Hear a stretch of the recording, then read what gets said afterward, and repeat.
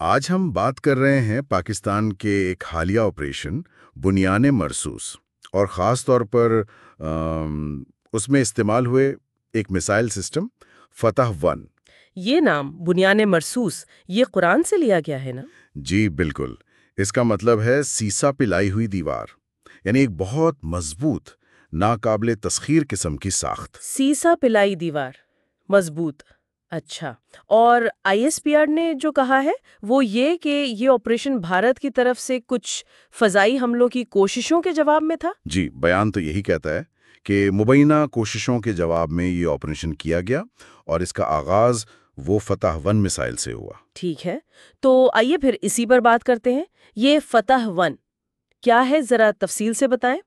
دیکھیں، فتح ون پاکستان کا اپنا بنایا ہوا میسائل سسٹم ہے، زمین سے زمین پر مار کرتا ہے اور یہ گائیڈڈ ہے۔ گائیڈڈ؟ اچھا، یعنی ہدف کو ٹھیک نشانہ لگا سکتا ہے۔ رینج کتنی ہے اس کی؟ یہ مختصر فاصلے کا ہے، تقریباً 140 کلومیٹر تک۔ 140 کلومیٹر، ٹھیک ٹھیک۔ اور اس کا تجربہ کب ہوا تھا؟ اس کا کامیاب تجربہ اگست 2021 میں رپورٹ ہوا تھا۔ سیریز کا حصہ ہے یا بس یہی ایک میزائل ہے؟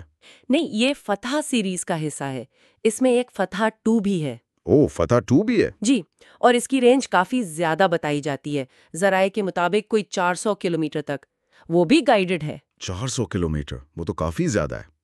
اچھا، واپس فتح ون پر آتے ہیں۔ یہ وار ہیڈ کتنا لے جا سکتا ہے؟ فتح ون یہ تقریباً 300 سے 500 کلو گرام وزن کا روایتی وار ہیڈ لے جانے کی صلاحیت رکھتا ہے، ہدف کے حساب سے۔ ٹھیک ہے، 300 سے 500 کلو گرام۔ تو اس کی اصل اہمیت کیا ہے، مطلب فوجی نقطہ نظر سے؟ ذرائع میں ایک ماہر کا ذکر تھا، ڈاکٹر منصور۔ جی ہاں، کینبرا کی نیشنل یونیورسٹی کے ڈاکٹر منصور۔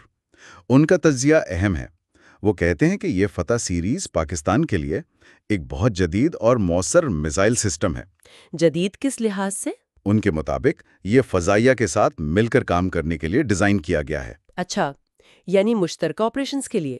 جی، تاکہ دشمن کی جو جارحانہ صلاحیتیں ہیں یا ان کے اہم دفاعی ٹھکانے، کمانڈ سینٹرز وغیرہ، ان کو نشانہ بنایا جا سکے۔ اس کا موازنہ بھی کسی سسٹم سے کیا جاتا ہے، شاید امریکی؟ ہاں بالکل، امریکی high mobility artillery rocket system یعنی ہیمارز۔ ہیمارز، او ہاں، اس کا نام تو بہت سنا ہے آج کل، خاص طور پر یوکرین کی جنگ کے حوالے سے۔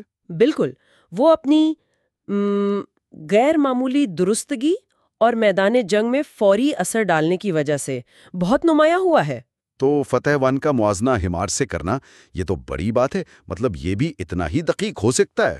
جی، موازنہ اسی طرف اشارہ کرتا ہے کہ اس میں ویسی ہی پریسیجن حملہ کرنے کی صلاحیت ہو سکتی ہے۔ یہ تو واقعی اہم ہے، لیکن اس کی اپنی کوئی خاص بات جو اسے منفرد بناتی ہو؟ جی، 2 باتیں بہت خاص ہیں۔ پہلی تو ہے اس کی سٹینڈ آف رینج سے فائر کرنے کی صلاحیت۔ سٹینڈ آف رینج، اس کا کیا مطلب ہوا؟ یعنی یہ دشمن کے جو فضائی دفاعی نظام ہے نا، ان کی پہنچ سے باہر رہ کر ایک محفوظ فاصلے سے حملہ کر سکتا ہے۔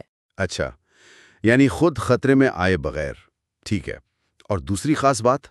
دوسری اور شاید سب سے اہم وہ ہے شوٹ اینڈ سکوٹ کی صلاحیت۔ شوٹ اینڈ سکوٹ، یہ کیا چیز ہے، تھوڑا سمجھائیں۔ اس کا مطلب ہے کہ میزائل فائر کیا اور فوراً ہی لانچر نے اپنی جگہ بدل لی، تیزی سے۔